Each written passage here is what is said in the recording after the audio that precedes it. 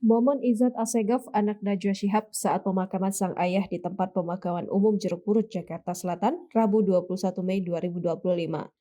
Saat proses pemakaman, turut hadir Quraisy Shihab yang hadir di tengah guyuran hujan untuk ikut menguburkan sang menantu. Prosesi pemakaman dilakukan oleh para pelayat pria, sedangkan wanita tidak diperbolehkan lebih dekat dari area pemakaman. Dengan demikian, Najwa Shihab tidak terlihat hadir dalam prosesi pemakaman sang suami.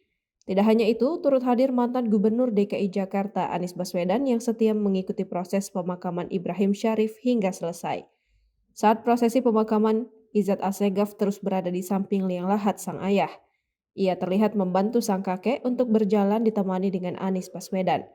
Mereka terlihat saling menguatkan sambil menawarkan bunga setelah jenazah Ibrahim Syarif tertutup dengan tanah.